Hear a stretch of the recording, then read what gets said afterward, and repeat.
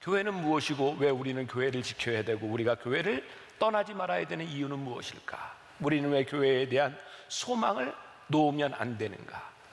코로나19를 지나가면서 교회뿐만 아니라 이 세상을 살고 있는 모든 사람들이 지금까지 경험해보지 못한 아주 새로운 세상을 경험하고 있습니다. 그래서 요즘 제일 많이 듣는 말 가운데 하나가 단어가 위기 혹은 뉴 노멀, 이런 말을 많이 듣고 있습니다.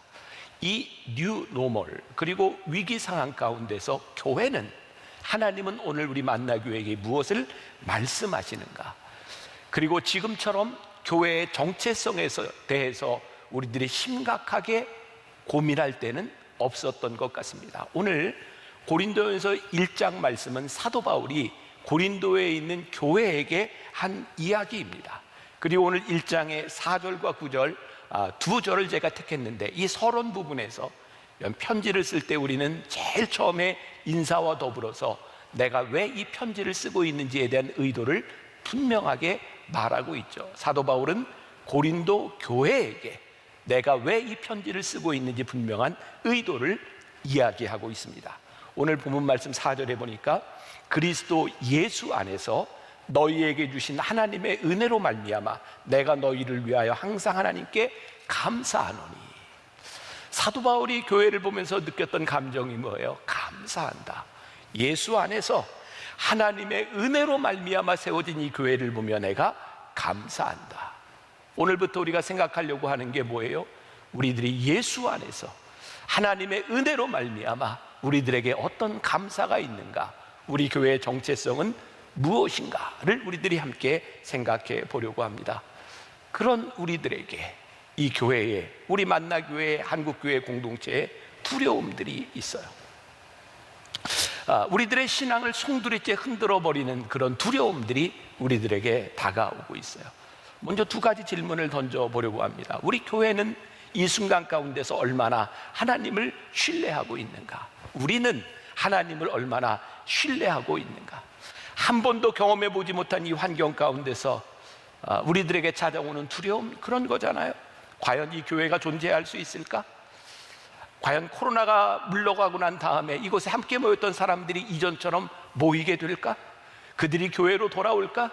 이번 변화산 기간에도 어떤 분이 그런 이야기를 했어요. 믿음이 없던 우리 남편이 이번 코로나 시대를 지나가며 나는 이제 교회에 다시 가지 않겠노라고 그렇게 이야기하는 남편들이 있다. 많은 사람들이 목사님 두려워요. 온라인으로 예배드리고 있는 환경이 우리들에게 익숙해지는 것이 두려워요. 그런데 저에게도 두려움이 있어요. 코로나가 시작되고 몇 달 동안 아무도 없는 회중들 앞에서 설교하는 게 그렇게 어색했는데 지금은 전혀 어색하지 않아요. 텅 빈 이 회중석을 바라보며 아무도 없는 곳에서 설교하는 것이 익숙해져가는 저 자신을 보는 것도 두려워요. 이번 코로나로 인해서 많은 스케줄들이 취소됐어요. 저를 부르고 1년, 2년 전부터 약속했던 집회 스케줄도 강의 스케줄도 다 취소됐어요. 그리고 이 고민의 순간 가운데 하나님은 저에게 참 좋은 유익의 시간을 허락해 주셨는데, 이 시간들을 통해서 저에게 시간을 선용할 수 있는 그런 기회를 주셨어요. 그 중에 하나가 제가 깊이 묵상하고 깊이 책을 볼 수 있는 그런 시간들이었습니다. 오늘 제가 몇 가지 책을 여러분들과 소개하며 교회에 대한 이야기를 하게 될 거예요. 예전에 읽었던 책입니다. 오스왈드 챔버스의 전기인 순종의 길이라는 책이었어요. 오스왈드 챔버스가 하나님 앞에 이 순종을 가지고 치열하게 고민했구나, 그게 저에게 다시 와닿았어요. 그 순종의 길이라고 하는 전기에 보면 오스왈드 챔버스가 늦게 결혼을 합니다. 나이 차이가 많이 나는 신부와 함께 결혼을 하고 1년 동안 미국에 가서 복음을 전하는 일을 하고 돌아옵니다. 그 돌아올 때 상황이 적힌 글이 있어요. 오스왈드 챔버스는 그의 아내를 이렇게 애칭으로 불렀는데 BD 이렇게 불렀습니다. Beloved Disciple, 사랑하는 제자라고 하는 이름으로 아내를 불렀습니다. 제가 글을 조금 읽어드립니다. 9월 21일쯤 챔버스와 BD는 영국을 향해 대서양을 헤치고 나아가는 SS 아드리아호를 타고 고향으로 향했다. BD는 미국에서 좋은 시간을 보냈지만 고향이 그리웠다. 이제 고향으로 가고 있다. 하지만 집도 없고 가구도 없고 돈도 없다. 모든 것이 불확실한 상태다. 10월 이후를 위해 따로 정해진 계획도 없다. 챔버스는 뒤로 젖혀지는 나무 의자에 기대고 앉아 파도가 있는 바다를 바라보고 있고 비디는 책 한 권을 펼쳤다. 하나님께서 그들을 책임지시니 내일은 주님의 손에 있었다. 미래에 대한 챔버스의 자세는 간단했다. 하나님을 신뢰하고 다음 일을 행하라. 지금 가장 가깝게 해야 할 일이 무엇이 있을까? 낮잠을 자는 것이다. 그는 담요를 두르고 눈을 감고 잠이 들었다. 이 부분이 저에게 너무 감동적이었어요. 하나님을 신뢰하고 다음 일을 행하라. 그리고 오스왈드 챔버스가 할 수 있는 다음 일은 낮잠을 자는 일이었어요. 하나님을 신뢰하고. 저에게 이 글이 이렇게 천둥처럼 다가왔어요. 염려하지 말고 하나님을 신뢰하고 순종하며 지금 내가 해야 될 일을 묵묵히 행하라.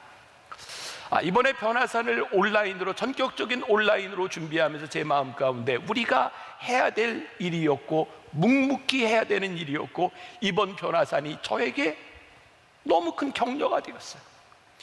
여기저기 보이지 않던 교인들이 함께 들어와서 예배하고 기도하고 기도 제목들을 쓰는 것을 보면서 저에게 너무 큰 격려가 되었어요. 하나님을 신뢰하고 순종하는 이것들이 우리들에게 격려가 되는구나. 그리고 오늘 저는 이런 질문을 던집니다. 이 상황 가운데서 교회는, 우리는 하나님을 얼마나 신뢰하고 있는가? 또 하나 중요한 질문이 있습니다. 이 세상이 교회를 얼마나 신뢰하고 있는가? 이 물음 앞에 우리는 다 작아질 수밖에 없죠. 이번에 제가 또 깊이 읽었던 책 중에 하나가 팀 켈러 목사님의 일과 영성이었어요. 이전에 읽었던 책이었어요. 이 책은 크리스찬으로 살아가는 사람들이 일터에서 어떻게 크리스찬으로 살아가느냐에 대한 고민을 담고 있는 일이었죠. 저도 여기에 나오는 이야기를 조금 더 읽어드립니다. 그동안 교회에서 목회자들이 세상에서 일하는 사람들에게 가르쳐왔던 가장 상투적인 말이 있습니다. 함께 일하는 동료에게 복음을 전해야 한다는 것이죠. 하지만 신앙인들은 그들의 일터에서 복음과 열정을 전하는 일도, 삶의 모범이 되는 일에도 실패해 왔습니다. 일터에서 피상적으로 하나님의 나라를 그리는 사람들보다 자신의 일터에서 전문성과 훌륭한 인격을 가지고 저절로 머리가 숙여질 만큼 성숙한 인격들이 많이 있었습니다. 이 사람들은 신앙이 없고 교회를 다니지 않아도, 성경을 가르치는 예수님을 잘 알지 못해도 세상에 이바지하기 위해 자신을 희생하며 열심히 뛰는 사람들이었습니다. 오히려 주말에 명상을 하러 다녀온 직원은 주일마다 복음적인 교회에 모여 예배를 드리는 신자들보다 훨씬 더 생기발랄했습니다. 신앙의 역동성은 교회에서가 아니라 일터에서 나타난다는 것이죠. 일터에서 가장 역동적이고 효과적으로 하나님을 섬기는 도구로 단련되고 쓰임받을 수 있다는 것이죠. 코로나 이전에 우리는 교회가 어떠한 공동체인지 세상이 잘 몰랐던 것 같아요. 왜? 우리는 그냥 예배 드렸으니까. 교회가 예배를 드릴 수 없고 모든 교인들이 세상 속에서 살아가야 되는 이 상황 가운데서 우리의 모든 민낯이 다 드러나기 시작했어요. 교회도 교인도 세상에 어떤 영향력도 끼칠 수 없다고 하는 것, 우리가 그렇게 예배 시간에 얘기했던 하나님 나라의 다스림이 이 세상 가운데 통하지 않고 있다고 하는 것을 우리는 뼈저리게 느끼게 되었어요. 하나님의 통치의 영역이 세속까지 머무르지 않고 있는 한 세상으로부터 교회는 절대로 신뢰받을 수 있는 그런 공동체가 될 수 없는 것이죠.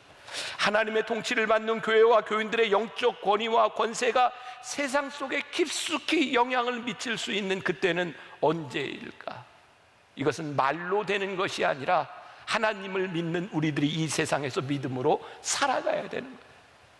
얼마 전에 뉴스거리가 되었죠. 국민의 힘이라고 하는 당에서 젊은 청년들이 그렇게 이야기를 했던 것 같아요. 우리들에게 참 듣기 좋은 얘기였죠. 하나님 나라의 통치, 한 나라의 제일 야당에서 정당에서 하나님 나라의 통치라고 하는 이야기를 했는데, 그 이야기를 한 사람들이 문제가 되었어요. 조롱거리가 되었어요. 제명이 되었어요.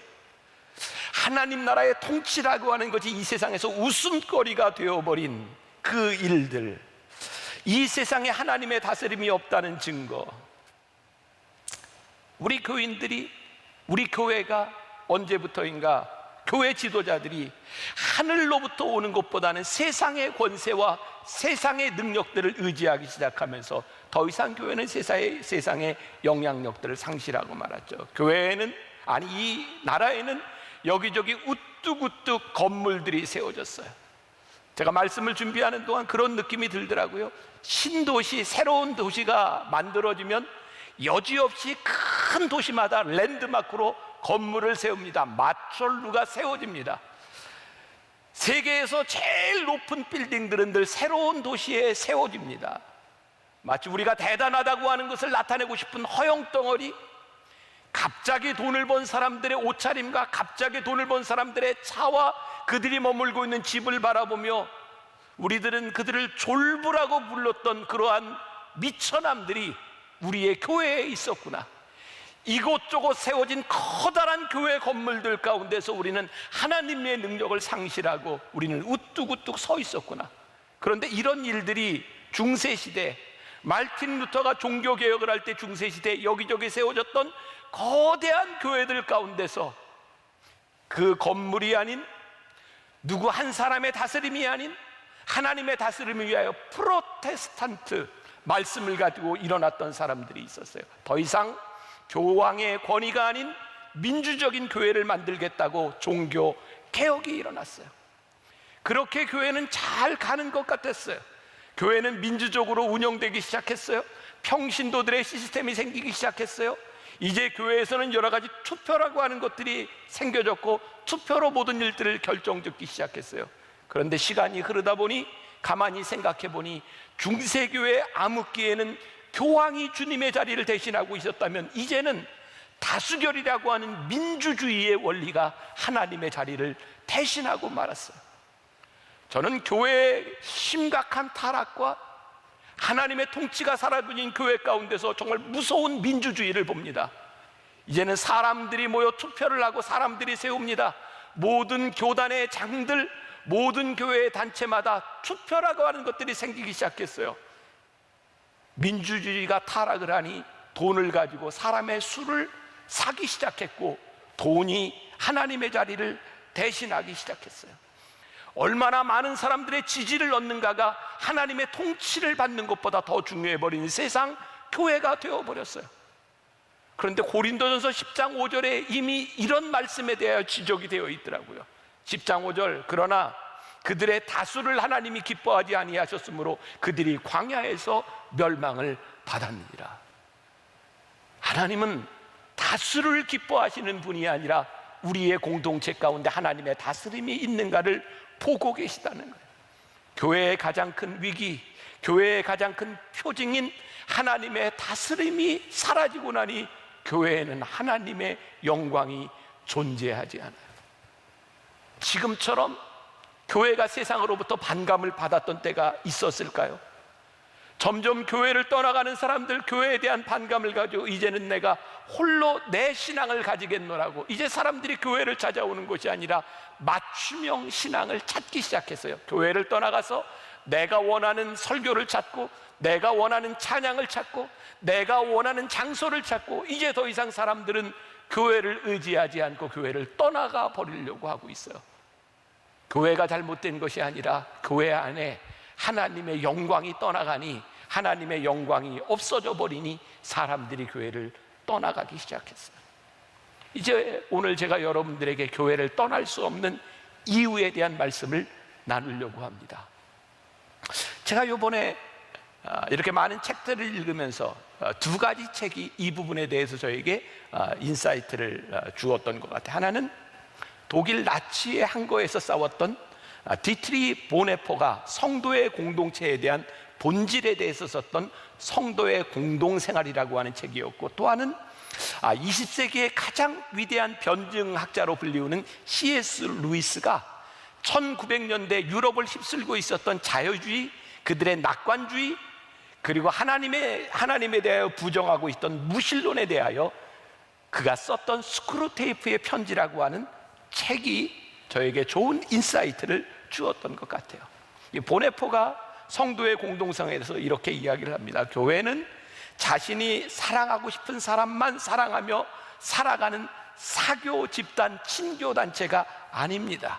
교회는 오히려 원수 같은 사람들을 만나고 그 사람들을 사랑하는 공동체야말로 진정한 교회입니다.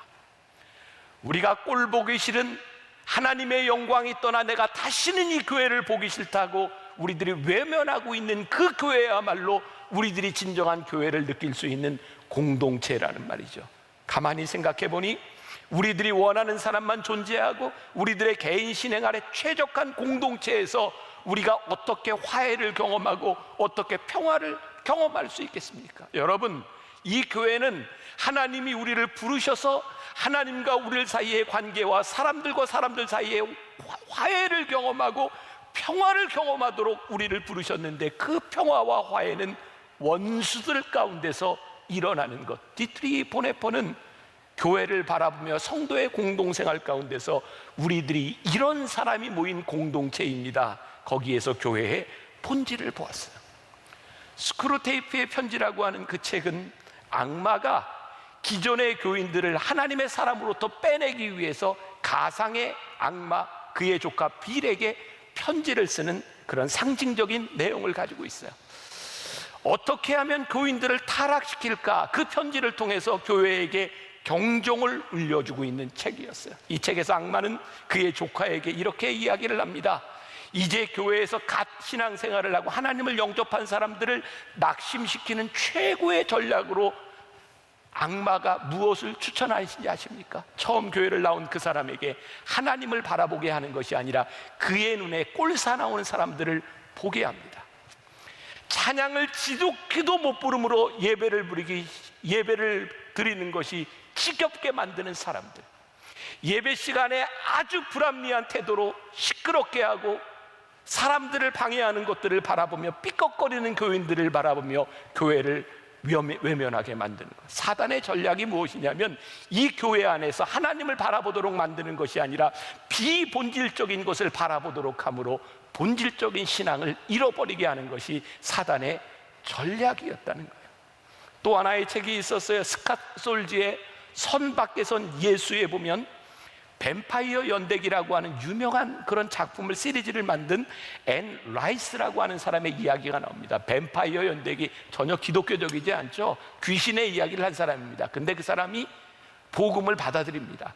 10년 동안 열심히 예수를 믿다가 10년이 지나고 나서 그는 기독교에 대한 탈퇴를 선언합니다. 이런 말을 가지고 읽어드립니다. 나는 오늘 크리스천이기를 그만둔다. 이제 더 이상 교회에 나가지 않기로 결심했다. 계속해서 그리스도께는 헌신하겠지만 크리스천으로 살거나 기독교에 소속되지 않을 것이다. 나로서는 다투기를 좋아하고 적대적이고 논쟁하기를 좋아하는 지독히 악명 높은 이 집단에 더 이상 속하기가 힘들다. 10년 동안 노력했지만 실패했다. 이제 나는 영원히 탈퇴하기로 결심했다. 양심으로 인해 어쩔 수 없다. 그리스도의 이름으로 기독교를 그만둔다. 하지만 그리스도를 따르는 것이 그분의 추종자를 따르는 것을 의미하지 않는다는 것을 알았다. 그리스도는 기독교보다 무한히 더 중요한 분이다. 10년 동안 교회에 있었지만 그리스도인들의 모습을 보며 진짜 교인이 되기 위해서 교회를 떠난다. 제가 오늘 여러분들에게 이런 질문을 듭니다. 과연 교회를 떠나는 것이 우리의 신앙의 답이 될 수 있을까? 도저히 용납할 수 없는 사람, 지독히 나쁘다고 생각하는 사람, 우리들이 그 사람들 때문에 교회를 떠나고 있는데, 하나님께서 사랑하는 우리들 자신이 그런 사람이라는 것을 우리들이 알 때, 우리들에게 베풀어진 하나님의 용서와 용납과 오래 참음과 값없는 사랑이 나에게만 주신 것이 아니라 그 사람에게도 주었다는 것을 우리들이 생각할 때, 우리들이 그렇게 교회를 떠나도 되는 것일까? 로마서 8장 5장 8절 말씀에 우리가 아직 죄인 되었을 때 그리스도께서 우리를 위하여 죽으심으로 하나님께서 우리에 대한 자기의 사랑을 확증하셨느니라 라고 되어 있어요. 우리가 아직 죄인 되었을 때, 나만 죄인 되었을 때가 아니라 그 사람도 죄인 되었을 때 그들을 위한 사랑을 확증하셨다고 되어 있어요. 초대 교부 중에 시프리안이라고 하는 사람이 있습니다. 그는 이렇게 말을 했습니다. 교회를 어머니 삼지 않고는 하나님을 아버지로 삼을 수 없다. 아마 창립기념일이 되면 제일 맞는 이야기, 제일 많이 듣는 이야기 가운데 하나가 고린도전서 12장의 지체의 비유일 거예요. 사도 바울은 고린도 교회에 편지하며 지체의 비유를 이야기합니다. 고린도전서 12장 12절, 몸은 하나인데 많은 지체가 있고 몸의 지체가 많으나 한 몸임과 같이 그리스도도 그러하니라. 손도 다리도 혀도 이도 다 다른 부분이지만 서로가 서로에게 만족할 수 있지만 우리들이 다 모여서 공동체를 이루고 있다. 여러분, 교회에 실망하여 떠나는 사람들 때문에도 우리들이 마음이 아프지만 우리 교인들 가운데 사업을 하다 망하면 교회를 떠나요. 창피하다고. 결혼에 실패하면 교회를 떠나요. 부끄럽다고. 실수하면 교회를 떠나요. 아무도 나를 용납해 주지 않을 것이라고. 그런데요, 교회는 그런 곳이 아닙니다. 여러분이 사업이 망했기 때문에 하나님의 도우심과 공동체가 필요하고, 결혼에 실패했기 때문에 여러분들에게 믿음의 동역자들이 필요한 것이고, 우리가 실수투성이이기 때문에 교회만이 우리의 실수를 용납할 수 있는 곳이 되기 때문에 우리들이 교회 안에 있어야 되는 공동체인데 교회를 떠나지 마십시오. 우리는 종종 교회에 대한 부정적인 이야기를 할 때마다 초대교회로 돌아가자, 초대교회로 돌아가자 이렇게 이야기를 합니다. 초대교회, 고린도서에 나와 있는, 고린도전서에 있는 초대교회, 사도 바울이 그렇게 사랑하고 감사하기를 원했던 초대교회, 고린도 교회는 오늘 우리 교회가 가지고 있는 문제, 옆에 있는 교회가 가지고 있는 문제, 한국 교회가 가지고 있는 모든 문제를 다 통틀어서 더 큰 문제를 가지고 있던 집단이었어요. 그들은 타락했고 하나님을 믿으며 우상 숭배를 했고 간음했고 그들은 사랑하지 못했고, 그런데 사도 바울은 그 고린도 교회를 그리스도의 지체라고 이야기하고 우리를 떠날 수 없다고 이야기해요. 스캇솔즈가 그의 책에서 이런 말을 합니다. 교회에 속한다는 것은 불완전한 사람이 다른 불완전한 사람과 함께 불완전한 공동체를 이루어 예수님을 통해 함께 더 나은 미래를 향해 나아간다는 것이다. 내가 불완전하기 때문에 우리의 공동체가 되고 내가 불완전하기 때문에 우리의 공동체가 될 수 있다. 사실 고린도 교회가 가지고 있었던 그 심각한 문제를 다루기 위해 쓴 편지에서, 서론에서 오늘 사도 바울이 본문에 이렇게 말을 하고 있어요. 그리스도 예수 안에서 너희에게 주신 하나님의 은혜로 말미암아 내가 너희를 위하여 항상 하나님께 감사하노니. 우리가 교회라고 생각할 수 없는 그 공동체를 향하여 사도 바울은 감사한다. 9절 말씀, 너희를 불러 그 아들 예수 그리스도 우리 주와 더불어 교제하게 하시는 하나님은 미쁘시도다. 사도 바울이 고린도 교회를 통해 그 고린도 교회를 바라보며 감사할 수 있었던 이유가 무엇인지 아세요? 하나님은 미쁘시도다.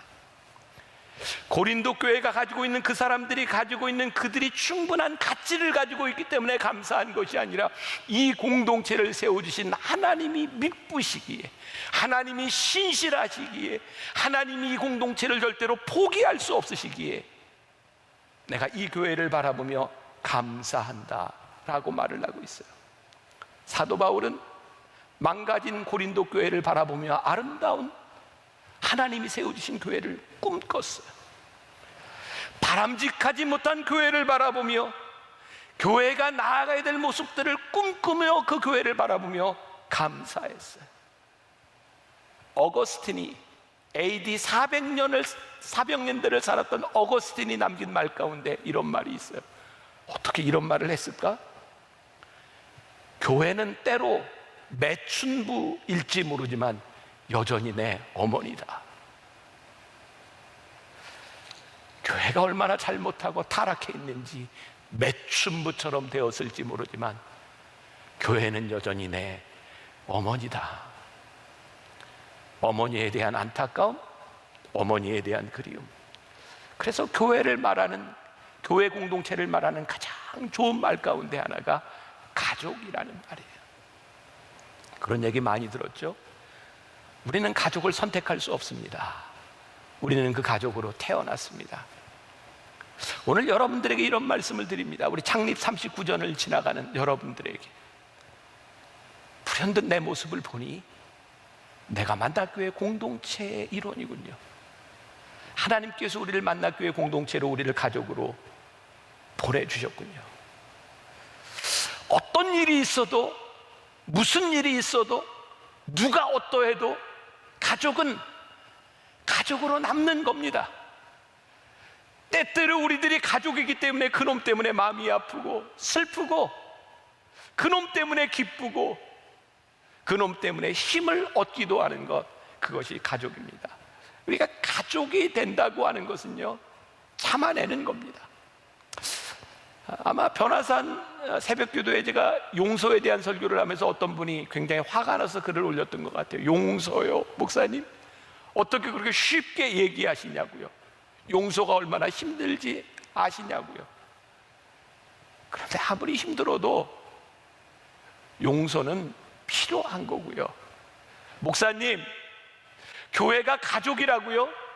목사님 가족의 아버지 때문에, 그 아들 때문에, 그놈 때문에 얼마나 힘들어 봤는지 목사님이 경험해 보셨냐고요. 아무리 힘들어도 가족은 가족인 겁니다. 말썽을 부릴 때 그거를 우리들이 품어줘야 되고, 빗나간 사람이 있을 때 기다려줘야 되고, 아파하는 사람이 있을 때 안아줘야 되는 것이고, 부족한 것이 있을 때 채워줘야 되는 것이 가족인 겁니다. 제가 지난주에 CBS에 새롭게 하소서라고 하는 프로그램에 가서 이렇게 녹화를 하고 왔어요.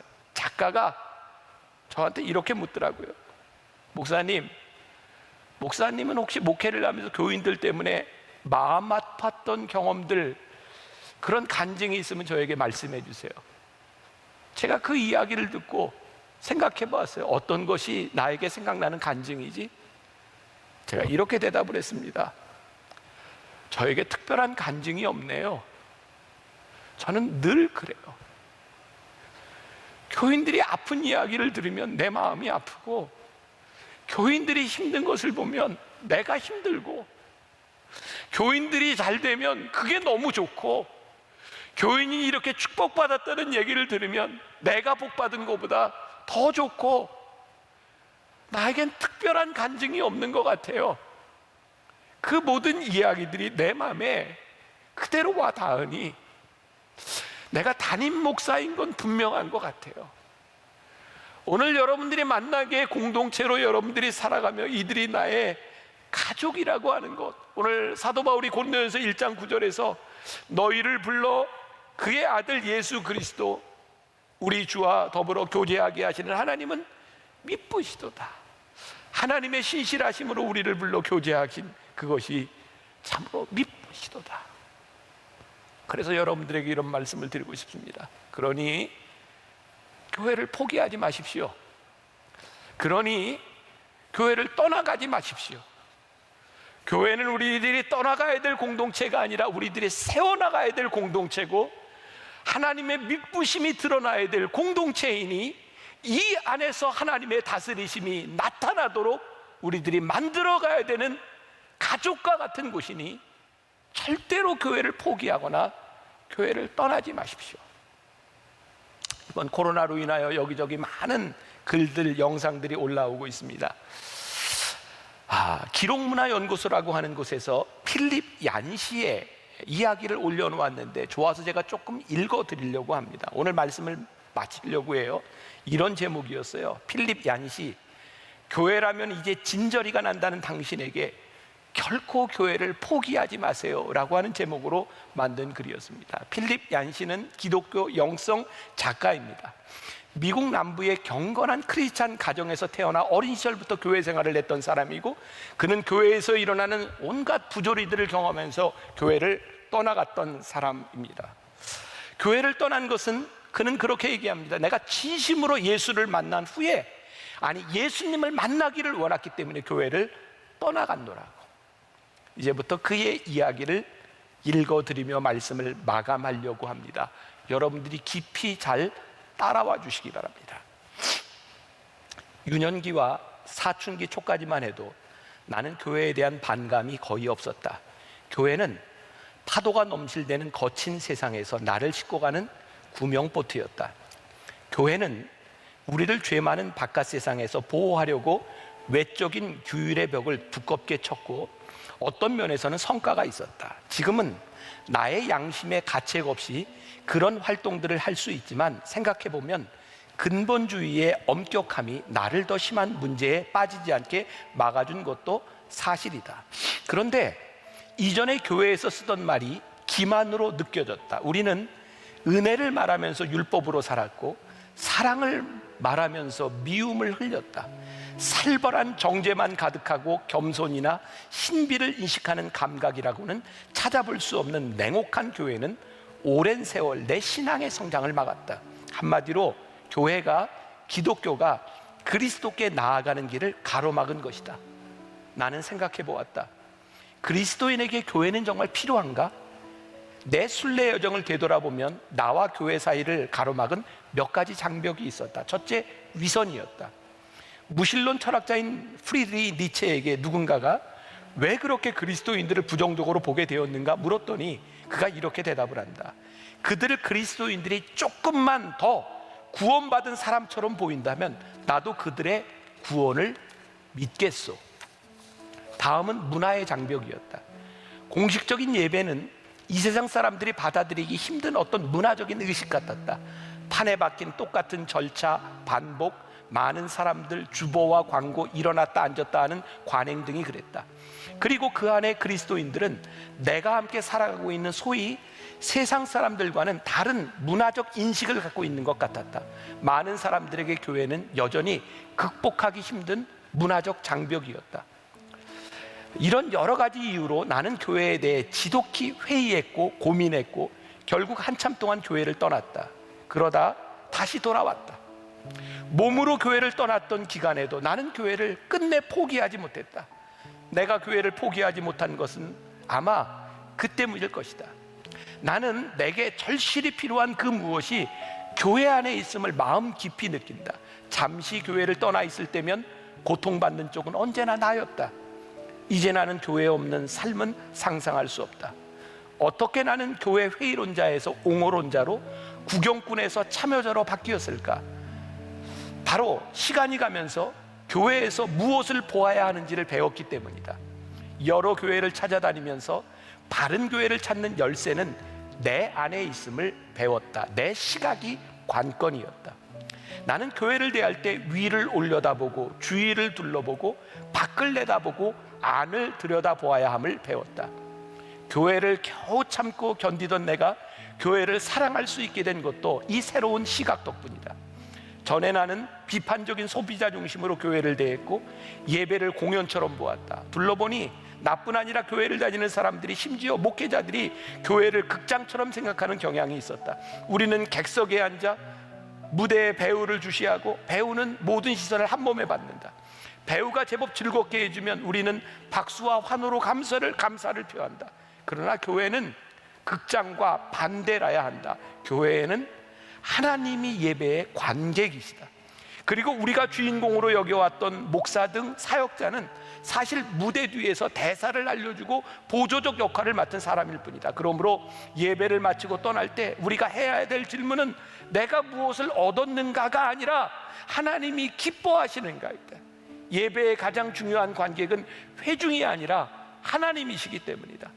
교회가 존재하는 주된 이유는 즐거움을 제공하거나 약한 모습을 받아주거나 자존감을 세워주거나 우정을 북돋아주는 것이 아니라 하나님을 예배하는 것이다. 그 일에 실패하면 교회는 실패하는 것이다. 그렇다. 교회의 주인은 하나님이시다. 교회라는 배가 아무리 삐걱거리고 그 안에 사람들이 구토를 하고 그것을 바라보는 바깥 사람들이 분노하고 걱정한다 하더라도 그 배의 주인이신 하나님은 배를 수선하시거나 심지어 새로운 배를 준비해서라도 결국 승객들을 목적지까지 인도하실 것이다. 그러니 하나님을 믿자. 그분을 다시 믿어보자. 이 땅의 교회를 새롭게 하실 하나님을 기대하자. 이것이 결국 내게 유익이었다는 것을 내 삶을 통해 경험했다. 그래서 아무리 교회가 진절이 난다 해도 결코 교회를 포기하지 말라고 호소하는 것이다. 하나님을 믿자. 다시 그분을 믿어보자. 그분이 교회를 새롭게 하실 것이니 그분을 믿고 절대로 교회를 포기하지 말고 교회를 떠나지 말고 우리를 다스리시는 하나님을 우리들이 이 교회에서 경험할 수 있기를 간절히 소원합니다.